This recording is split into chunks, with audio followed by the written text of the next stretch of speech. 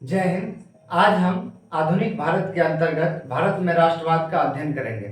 भारत में राष्ट्रवाद विशेष रूप से हम आज जलियांवाला बाग हत्याकांड को देखते हैं। देखिए, कोई भी विद्रोह या कोई भी कांड होता है, इसके पीछे की कुछ पृष्ठभूमि होता है, कुछ कारण होता है। भारतीयों को प्रथम विश्व युद्ध में बताया गया था कि आप प्रथम विश्व युद्ध में अंग्रेज की ओर से भाग लीजिए। इसके परिणाम स्वरूप यदि अंग्रेज विजयी होता है तो आपको स्वतंत्र कर दिया जाएगा।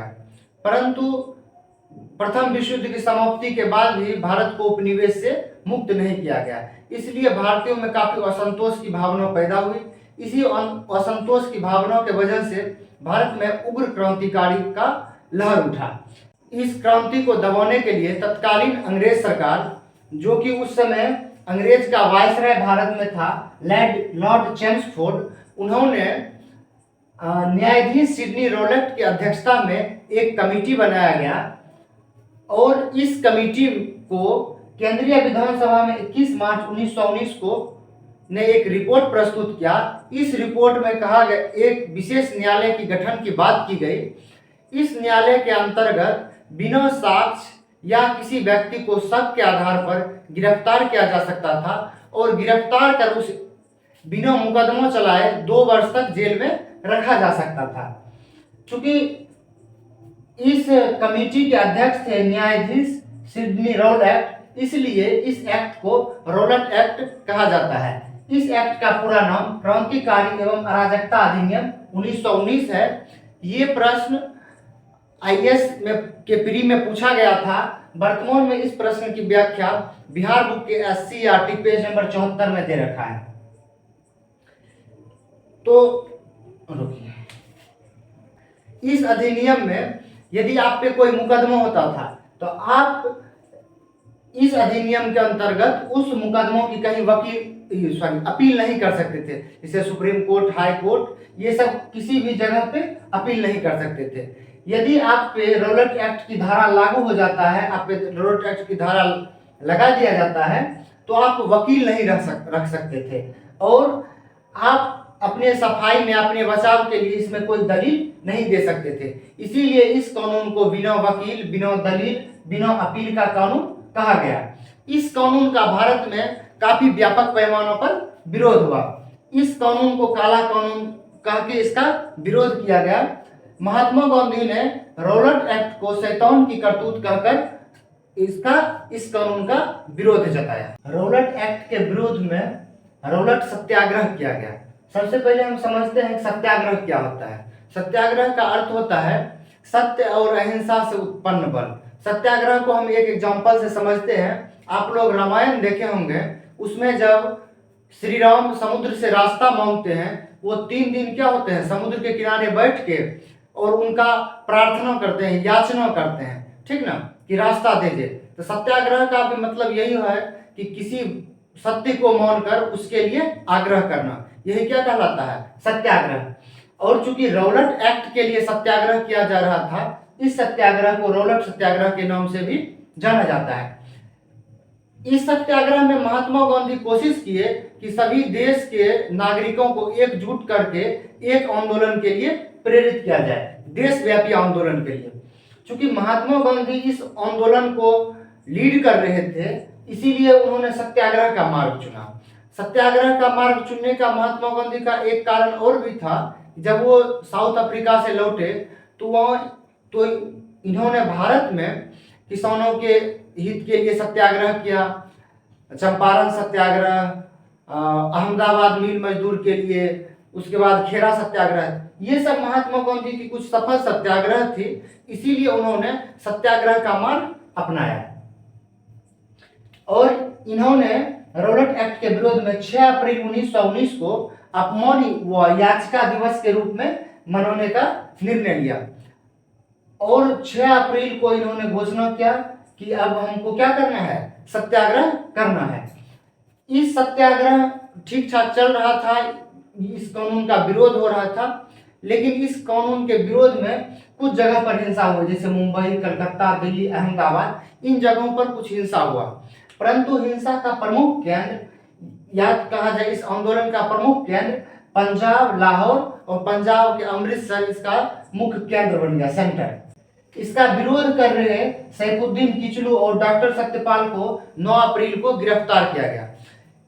सैफुद्दीन किचलू और सत्यपाल को क्यों गिरफ्तार किया गया? क्योंकि ये दोनों हाई प्रोफाइल नेता थे। हाई प्रोफाइल नेता का मतलब उस समय ये कांग्रेस के वार्षिक अधिवेशन के स्वागत समिति के सदस्य थे, इसीलिए इन दोनों नेता को गिरफ्तार किया गया। इन दोनों नेता की गिरफ्तारी को लेकर 10 अप्रैल को इनके गिरफ्तारी के विरोध में सत्याग्रही काफी उग्र हो गए। ठीक ना, जब सत्याग्रही काफी उग्र हो जाते हैं तो क्या होता है, अंग्रेज और सत्याग्रहियों के बीच झड़प हो जाती है। इस झड़प में कुछ भारतीयों की भी जान गई और इनमें से 5 अंग्रेज भी मारे गए। 10 अप्रैल की घटना काफी हिंसक घटनाओं के रूप में रही। 10 अप्रैल की हिंसक घटनाओं से वहां की वर्तमान तत्कालीन अंग्रेज सरकार काफी हताहत हुई और उसने मार्शल लॉ लगाने का फैसला लिया। तो उस समय के तत्कालीन lieutenant governor Michael O'Dwyer, वहां के तत्कालीन लेफ्टिनेंट गवर्नर थे माइकल ओ डायर। इन्होंने पंजाब में मार्शल लॉ लगाने का आदेश दे देते हैं। कब मार्शल लॉ लगता है? 10 अप्रैल के बाद, 10 अप्रैल की हिंसक घटना के बाद। मार्शल लॉ में क्या था कि 3 व्यक्ति एक साथ नहीं निकल सकते थे, कहीं सभा नहीं कर सकते थे, कहीं धरना नहीं दे सकते थे, यानी कोई भी सामूहिक क्रिया नहीं कर सकते थे मार्शल लॉ में। यहाँ की पंजाब की जनता मार्शल लॉ से अनजान थी और ये लोग 13 अप्रैल को अमृतसर का एक फेमस बाग जलियांवाला बाग में बैसाखी मेला मनाने के लिए एकत्रित हुए। और इसी जलियांवाला बाग में एक शांति से एक सभा किया जा रहा था और उस सभा में 1-2 प्रस्ताव भी पारित हुए। इस सभा में पहला प्रस्ताव पारित हुआ रौलट अधिनियम की समाप्ति। ये सभा हो रहा था 13 अप्रैल को जलियांवाला बाग में। दूसरा प्रस्ताव पारित हुआ 10 अप्रैल की गोलीबारी की निंदा। तो यहाँ के सभा में 2 प्रस्ताव पारित हुए। इस सभा की जानकारी गुप्त सूचना सेना के अधिकारी ब्रिगेडियर जनरल आर डायर को मिली। इसकी गुप्त सूचना मिलते हैं ब्रिगेडियर जनरल आर डायर। आदेश कौन दिया था? O'Dwyer. और गोली चलाने कौन आया? Brigadier general R Dyer. ये अपने 2 जीप या 2 टुकड़ी सैनिक को लेकर आता है जलियांवाला बाग और जलियांवाला बाग को चारों तरफ से घेर कर इसके पहुंचने के 30 सेकंड के अंदर गोलीबारी शुरू कर देता है। और इस गोलीबारी कांड में हजारों लोग मारे गए। इस जलियांवाला कांड की पूरे देश में काफी आलोचना हुई। लोगों में एक काफी इसके प्रति विरोध का भाव उत्पन्न हुआ।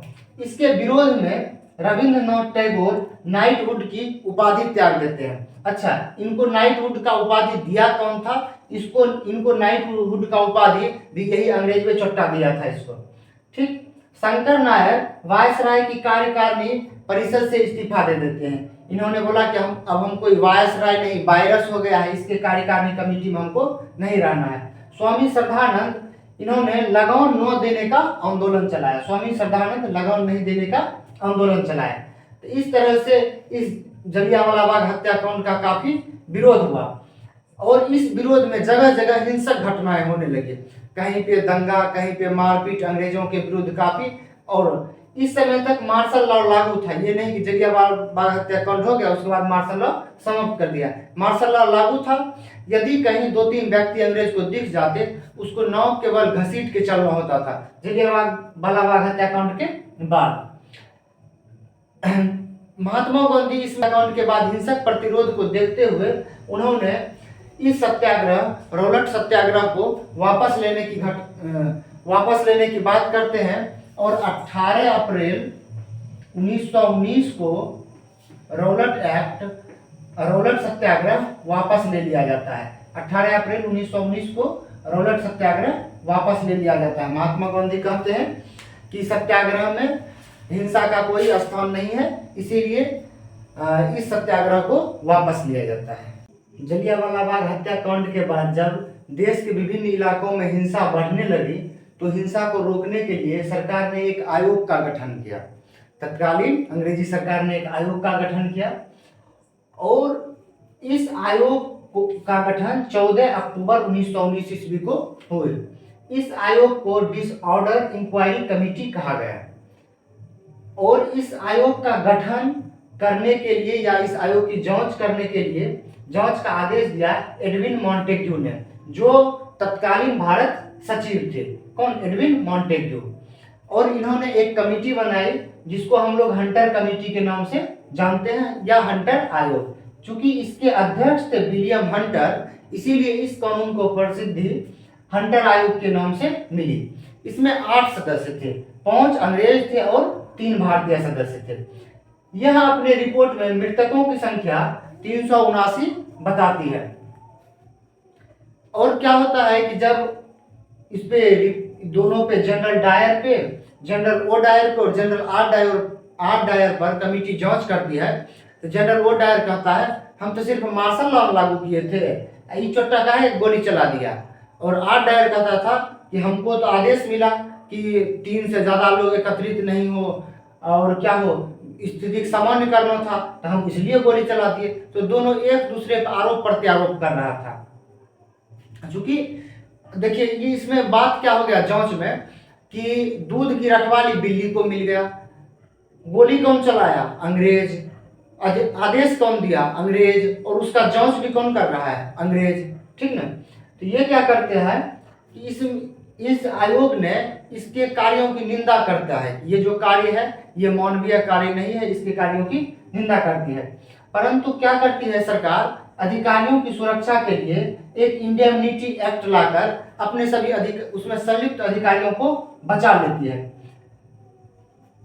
परंतु युद्ध सचिव, उस समय युद्ध सचिव थे वेस्टर्न चर्चिल, उन्होंने जनरल ओ डायर को शैतान व्यक्ति बताकर उन्हें क्या करते हैं एक सामान्य कार्रवाई किया जाता है, सिर्फ उनको अपदस्थ करके अपने देश भेज दिया जाता है। जब वो अपने देश गए तो उनका काफी सम्मान हुआ, उनको बताया गया कि ये भारत में अंग्रेजी साम्राज्य के रक्षक थे। सोचिए देश भारतवासियों का, साम्राज्य भारतीयों का रक्षक हो गया अंग्रेज। ठीक ना? तो ये था कि इसको अपदस्थ करके वहां भेज दिया गया। इसी घटना के एक प्रत्यक्षदर्शी एक युवा थे उस समय, उधम सिंह। उधम सिंह उस समय प्रण लेते हैं इसको तो हम जिंदा नहीं छोड़ेंगे। ठीक ना? और ये घटना कब हुआ? 1919 में। और उसके बाद ये 1940 में उधम सिंह इंग्लैंड लंदन पहुंचकर जनरल ओ डायर की हत्या करते हैं। किसकी हत्या करते हैं? ओ डायर की, ना कि आर डायर की। तो और ये अपना नाम रखते हैं, वहाँ इस पे लिखवा लेते हैं राम मोहम्मद सिंह आज़ाद। उधम सिंह अपना नाम रख लेते हैं राम मोहम्मद सिंह आज़ाद और इंग्लैंड जाके इनकी हत्या करते हैं ओ डायर की। देखिए भारतवासियों का एक बहुत पुराना एक कहावत है कि ये लोग ना यदि इस पे एहसान कीजिएगा तो वो भी रिटर्न करेगा और इसके साथ दुश्मनी कीजिएगा तो वो भी निभाएगा। ठीक ना? दोस्ती और दुश्मनी दोनों निभाना जानता है भारतवासी। इस घटना के 21 साल बाद उधम सिंह जाके ओ डायर को मारते हैं। तो बाबू यहाँ है भारत, नौतात पूरा जाएगा, तुम जो किए हो उसका फीडबैक मिलेगा, समय लगे, आज हो कल हो, लेकिन उस सब चीज को निभाया जाएगा। चलिए धन्यवाद।